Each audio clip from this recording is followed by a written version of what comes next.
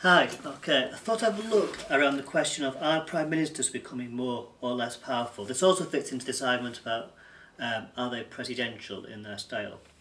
Okay, it is certainly true, I would say, that some prime ministers do appear more powerful than others. I mean, Thatcher and Blair are two good examples, especially if you compare them to other prime ministers, for example, John Major or Gordon Brown, and arguably David Cameron as well. I would personally argue that institutionally they've all got the exact same powers. I think the difference between them are things that are down to the political power which they have and the circumstances to which they are Prime Minister. So firstly, I thought I'd have a quick look at some of the arguments to say that they are not increasing power. You can definitely make a case to say that constitutionally all Prime Ministers actually have the same prerogative powers. You could even argue that recently they've actually been reduced slightly in this role. So, for example, all Prime Ministers have got the power to appoint and dismiss ministers.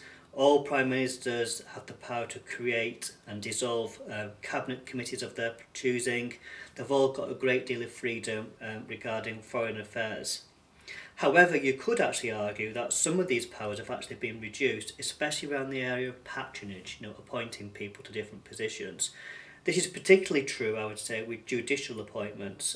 Since the Constitutional Reform Act and the separation of the Supreme Court, the Prime Minister has got lesser powers in appointing the judiciary. Also, Gordon Brown limited the Prime Minister's powers regarding Church of England appointments as well. Under the coalition, you could also argue that David Cameron has been limited in his appointment to his own cabinet. The Deputy Prime Minister, Nick Clegg, is consulted over appointments of Liberal Democrats, people like Vince Cable, Dan Alexander, etc, etc. And when one Liberal Democrat member has to be removed from the cabinet, for example Chris Huhne, they're replaced by another Liberal Democrat, which Nick Clegg deals with. A second point you can make is that all Prime Ministers are actually head of the government. Again, that's irrespective of their power which they actually have. And they all have the power to represent the country at this particular level. So at things like EU summits, other international summits between heads of government, the Prime Minister represents the country. This is unlike a US President who is actually head of state, and that's what you put into a presidential type question. Thirdly, you could argue that even so-called powerful Prime Ministers are always limited by the politics, especially with appointments to things like the Cabinet. So, for example, Tony Blair is often seen as being a strong, powerful Prime Minister, where if you read the Alistair Campbell diaries, there always seems to be constant rows with Gordon Brown, his Chancellor, who you could argue is a big weakness for Tony Blair. Under Gordon Brown's premiership, again a less powerful Prime Minister, he had to have a number of so-called Blairites in his government, for example Hazel Blears, James Pennell, Jack Straw, and then Lord Peter Mandelson, who was effectively Deputy Prime Minister. So again, he's had to make this balance and have limitations on who he can actually appoint. David Cameron, we've already discussed, has the limitations of the Liberal Democrats. You could also argue, even with his own Conservative appointments, again he's a little bit limited. For example, it's inconceivable that George Osborne is going to go anywhere soon. A fourth point I would probably say is that the power of the Prime Minister actually depends on a combination of his parliamentary majority, but also the political atmosphere as to when he's become Prime Minister. So, for example, I would argue it's very difficult for any Prime Minister, despite them being seen as weak or strong, to actually lose House of Commons votes. It's very rare that that occurs. Even Prime Ministers like John Major and Gordon Brown, very few times were they actually defeated in the House of Commons. It's no coincidence that the only successful vote of no confidence since the Second World War was in 1979. And in fact, you're probably going back to the 1920s since the previous successful vote of no confidence. So all Prime Ministers know they can basically get things through the House of Commons. However, a Prime Minister with a big majority and a very benign political atmosphere can appear particularly strong. And I'd say a really good example of that is actually Tony Blair. Between 1997 and about the war in Iraq, when things began to go wrong, he had great deal of political power. He had a huge majority in the House of Commons. Most of his MPs were just grateful to have been elected into government. The economy was doing well, so he had quite a strong position for that first 6-7 years. But the second part of the Blair government, you saw the big difficulties that began to arise, and you saw his power being eroded, and by the end he was virtually a solitary figure. Mrs Thatcher, you could say, following the Falklands War in 1983, she was faced with a very weak opposition party. She gained a very big majority in the 1983 election, and again she had a lot of headway for getting things done, and there she was seen as being a strong Prime Minister. So I would argue the parliamentary majority and the political atmosphere are really important. Okay, some of the arguments then to say the Prime Minister actually increasing his power.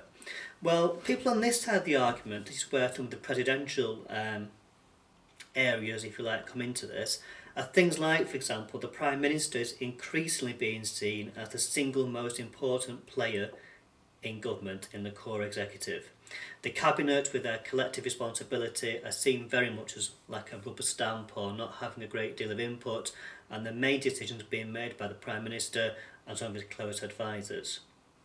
This can clearly be seen with both Thatcher and Blair, where the Cabinet often appeared to be sidelined, meeting once a week but for less time every time they met.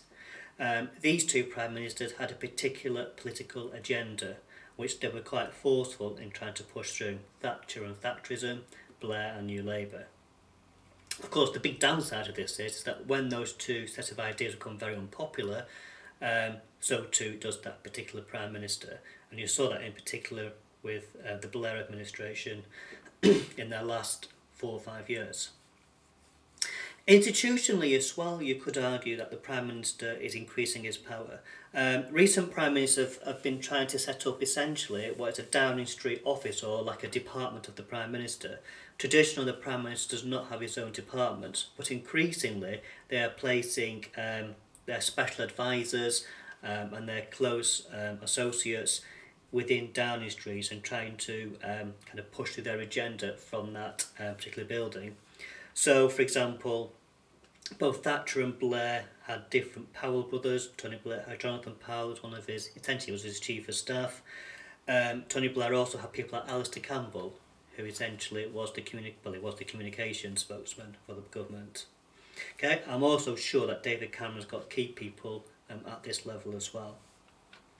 Thirdly, increasingly the Prime Minister is being seen, if you like, as the communicator-in-chief of the government. The media focus primarily on the Prime Minister, and I'm sure you've seen from the 10 o'clock news and stuff like that, the media is always outside either Downing Street or the parts of Westminster, normally Downing Street.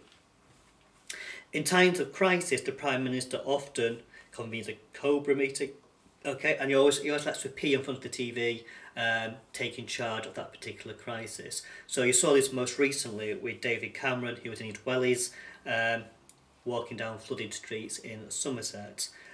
Following the riots in London as well, David Cameron was out and about looking at the damage that had been caused. So again, they're using their role as communicator-in-chief and kind of, this is almost where they come into this presidential kind of area.